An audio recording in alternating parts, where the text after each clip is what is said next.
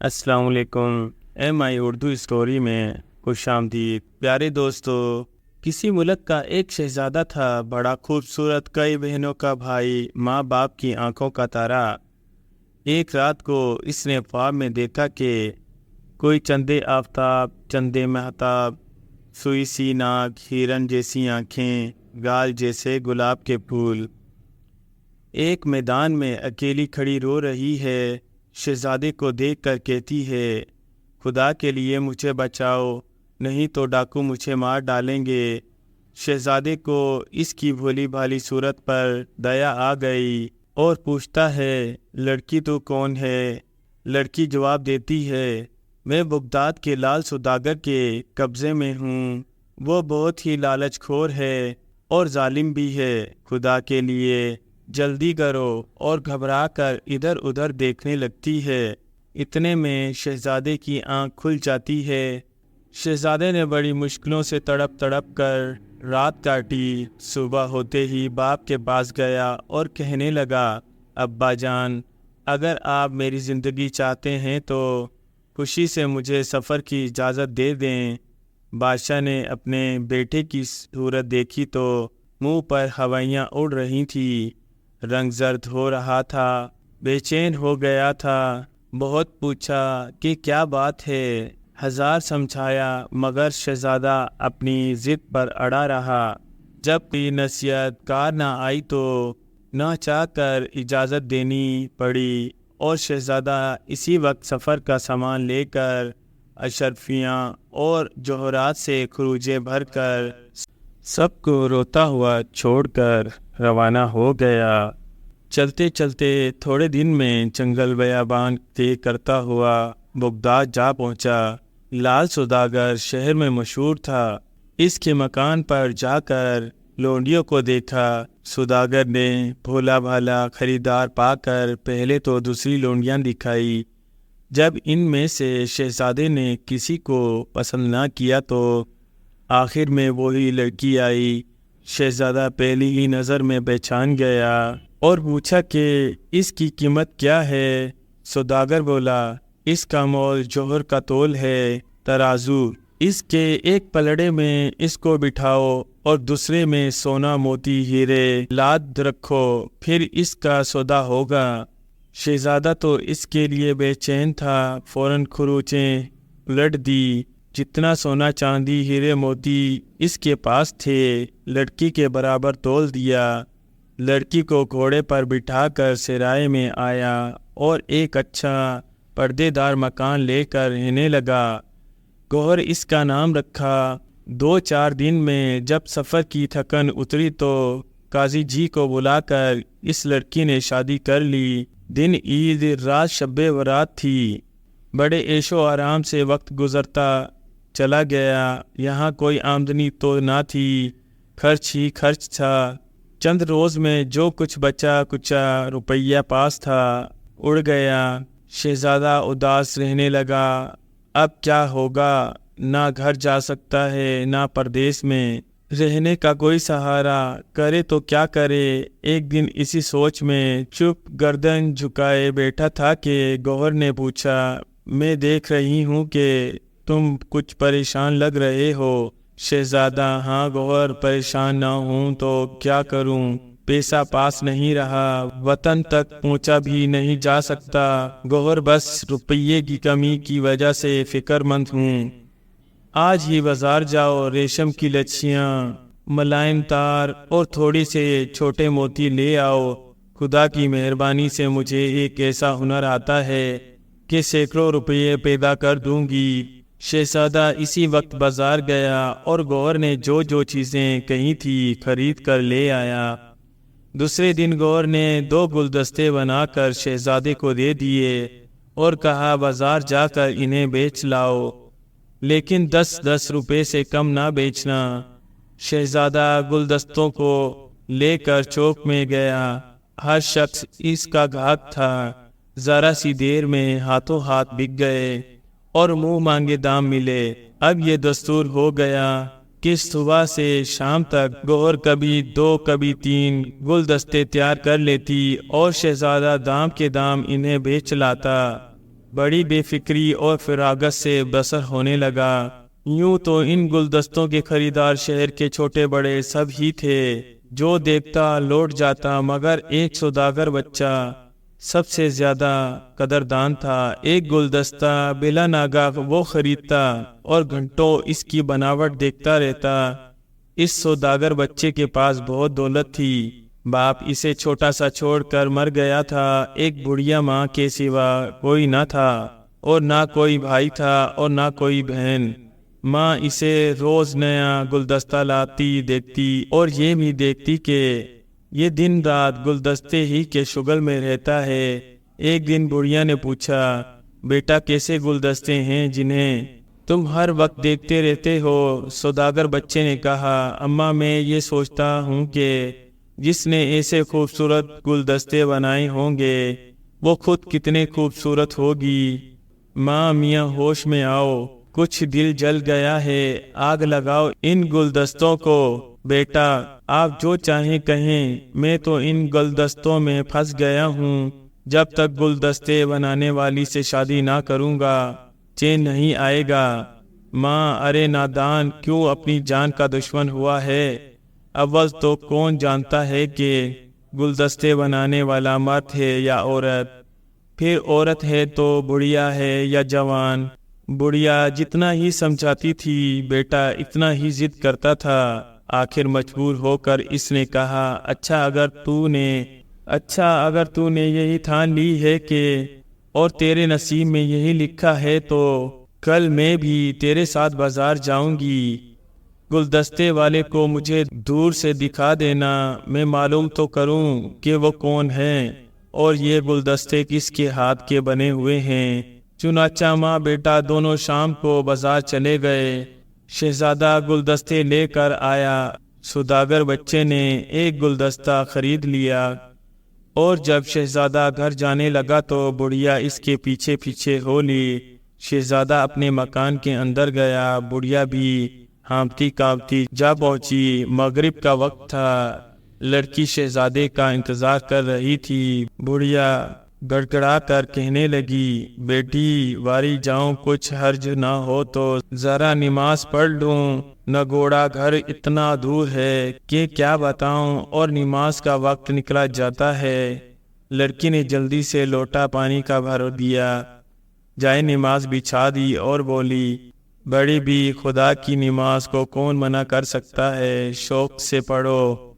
بڑھیا نے جھوٹ موٹ کی نماز پڑھی۔ گھر میں چاروں طرف دیکھا کہ اس لڑکی کے سوا دوسری کوئی عورت نہیں تھی۔ پھر لکڑی ٹیک کر کھڑی ہوئی اور کہا، اتنے بڑے گھر میں تم اکیلی رہتی ہو، تمہارا جی نہیں گھبراتا؟ لڑکی، بڑی بھی جی گھبراتا بھی تو کیا ہو، سارا دن گلدستے بنانے میں گزر جاتا ہے، رات کو وہ آ جاتے ہیں۔ بڑھیا، تیرے اس چاند سی صورت کے صدقے گلدستے بھی ایسے ہی ہوتے ہیں کہ دیکھنے والے دیکھا ہی کریں۔ اچھا بیٹی، اللہ کی امان، دور جانا ہے، نہیں تو تھوڑی دیر اور بیٹھتی۔ لڑکی، ادھر کبھی آنا ہوا کرے تو آ جایا کرو۔ بڑھیا، ہاں بیٹی ضرور ہو جایا کروں گی۔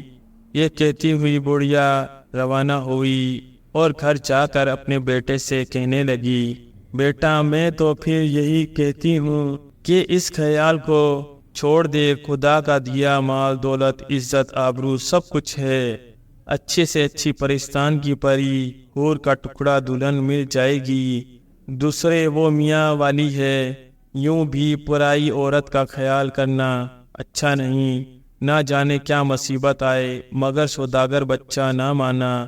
ہار کر ماں نے کہا، اچھا اگر یہی دھن سمائی ہے تو ایک کام کر، اس کے پاس کوئی نیا گھر بنا اور اس کے میاں سے ایسا میل پیدا کر وہ تیرا دوست بن جائے، پھر شاید کوئی ترتیب نکل آئے۔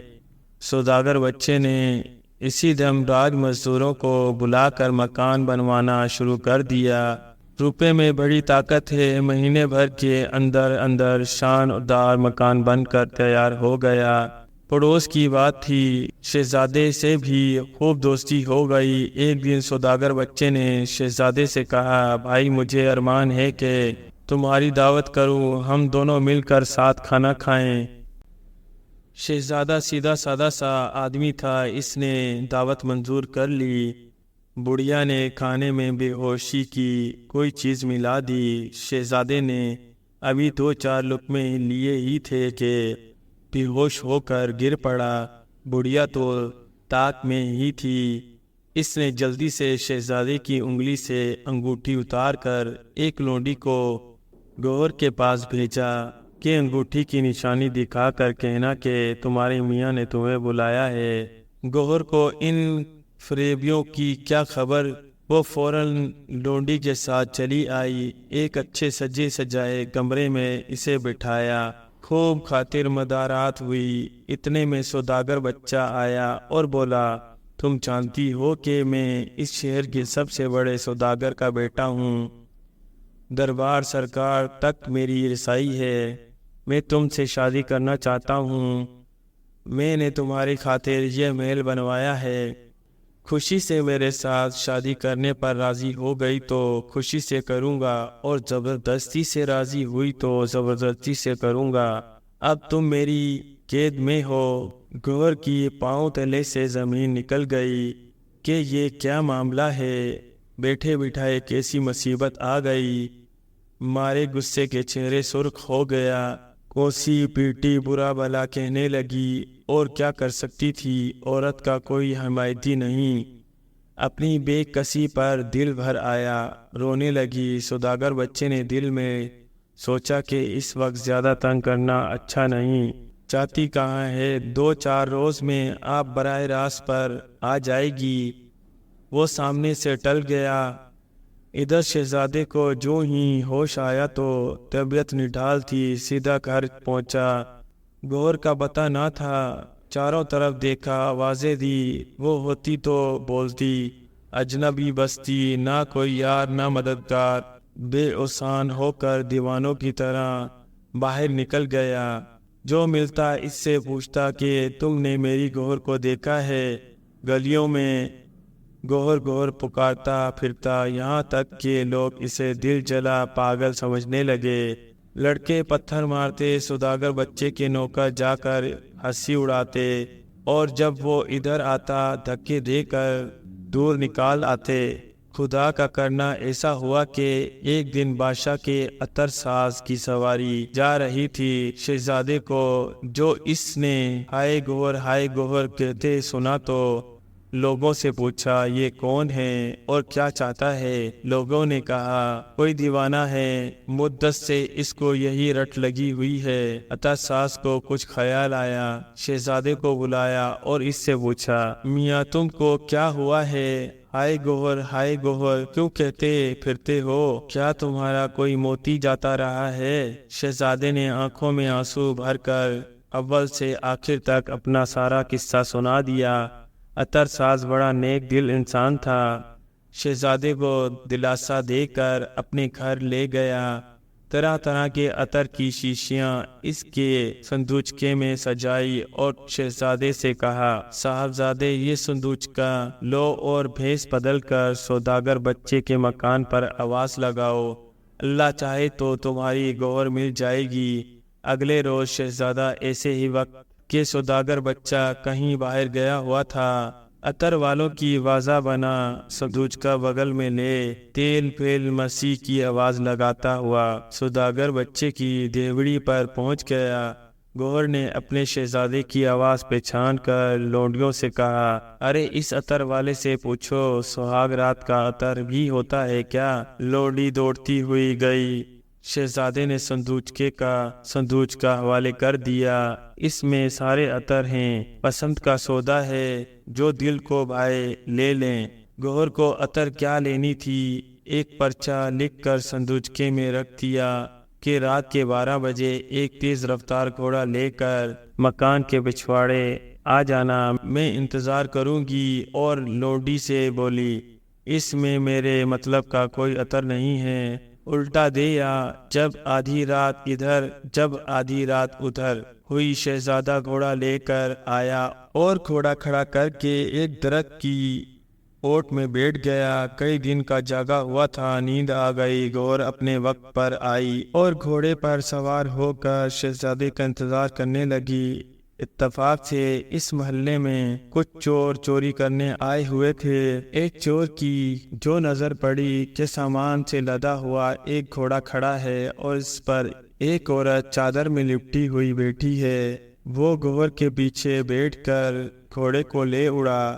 اندھیری رات تھی، گور نے جانا کہ شہزادہ ہے، چپکے بیٹھی رہی۔ چلتے چلتے صبح ہو گئی۔ اب جو گور مڑ کر دیکھتی ہے تو شہزادے کے بدلے ایک کالا بے ڈھنگی شکل کا آدمی ڈھانٹا مارے ہوئے لیے جاتا ہے۔ کلیجہ سن سا ہو گیا اور ایک چیخ مار کر بے ہوش ہو گئی۔ ہوش آیا تو کیا دیکھتی ہے کہ ایک پہاڑ کی کھو میں پڑی ہے اور وہی ڈراؤنی صورت سامنے بیٹھی ہے۔ ڈر کے مارے گور نے آنکھیں بند کر لی۔ چور نے کہا، لڑکی ڈر نہیں، میں تیرا باپ ہوں، تو میری بیٹی ہے، اس گھر کو اپنا گھر سمجھ، میں اس ملک کا بڑا ڈاکو ہوں، شہزادیوں کی طرح رہے گی۔ گوہر نے دل میں کہا کہ اب اس سے کچھ کہنا بیکار ہے، رونے پیٹنے سے کیا ہوتا ہے۔ صبر اور شکر کر کے بیٹھی رہی اور چور کے گھر میں رہنے لگی۔ مشل مشہور ہے کہ جو سویا اس نے کھویا۔ شہزادے کی آنکھ کھلی تو گھوڑا تھا نہ گور۔ اپنے اوپر بہت ملامت کی، سر پر 2 تھپڑ مارے، مگر کیا ہوتا۔ دن نکلتے ہی بھاگا اور شاہی اترساد کے پاس گیا، جو کچھ گزرا تھا سنایا۔ اس نے بھی افسوس کیا اور کہا کہ کھوٹے نصیب کا کون ساتھ دے سکتا ہے، معلوم ہوتا ہے کہ ابھی تمہارے برے دن باقی ہیں، جب تک خدا مہربان نہیں ہوتا کوئی کام نہیں بتاتا، جاؤ اسی کو یاد کرو۔ شہزادہ مایوس ہو کر خاک اڑاتا منہ نوچتا شہر سے نکل گیا۔ گور کو جب ڈاکو کے ہاں رہتے ہوئے عرصہ گزر گیا اور شہزادی کی یاد اس کو زیادہ ستانے لگی تو اس نے کیا کام کیا کہ چور تو کہیں لمبے دھاڑے پر گیا ہوا تھا، یہ مردانہ کپڑے پہن کر گھوڑے پر سوار ہو کر جدھر منہ اٹھایا چل کھڑی ہوئی۔ تھر ٹپ گھوڑا اڑائی چلی جاتی تھی کہ سامنے سے ایک ٹیلے کے نیچے بہت سے آدمی کھڑے نظر آئے۔ گور کو دیکھ کر انہوں نے گل مچانا شروع کیا کہ خدا نے ہمارے واسطے بادشاہ بھیج دیا۔ قریب پہنچی تو سب نے جھک کر سلام کیا۔ گور حیران ہو کر پوچھا، تم لوگ کون ہو اور مجھ سے تمہارا کیا مطلب ہے؟ ان میں سے ایک شخص جو سب کا افسر معلوم ہوتا تھا آگے بڑھا اور کہنے لگا، ہمارے ملک کا دستور ہے کہ جب بادشاہ مر جاتا ہے تو شہر کے بڑے بڑے آدمی اس ٹیلے کے نیچے آ کر کھڑے ہو جاتے ہیں۔ جو مسافر پہلے آتا ہے اس کو بادشاہ بنا دیا جاتا ہے۔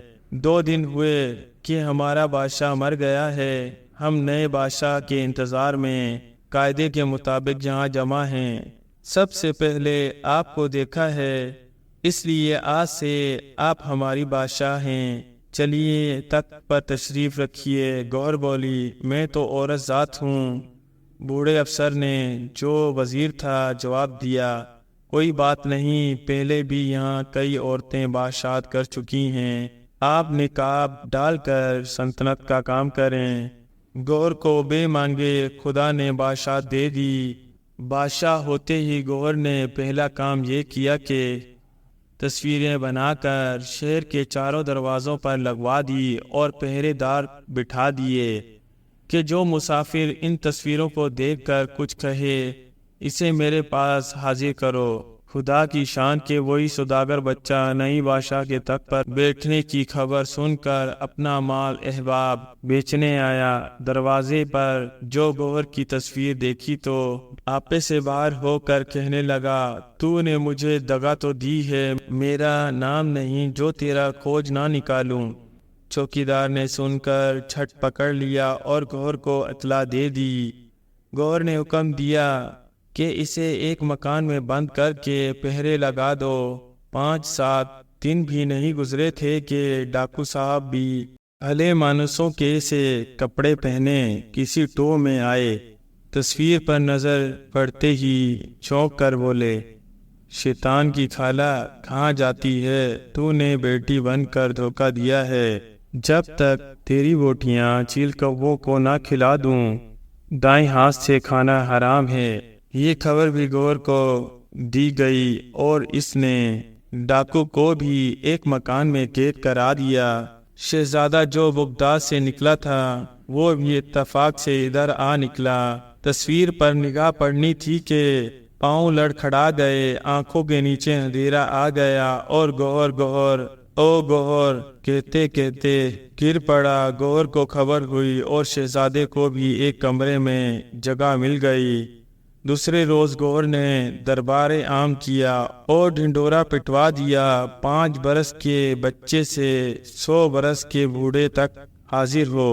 جب شہر کے سارے چھوٹے بڑے امیر غریب جمع ہو گئے تو گوہر نے نقاب الٹ دی اور اپنی ساری داستان سنا کر کہا کہ اس سوداگر بچے کو میں سولی کا حکم دیتی ہوں، کیونکہ اول تو اس نے پرائی عورت پر نیت بگاڑی، دوسری یار مکاری پر کمر باندھی۔ چور کو میں کوئی سزا نہیں دوں گی، اس نے میرے ساتھ کوئی بدسلوکی نہیں کی بلکہ بیٹی بنا کر رکھا۔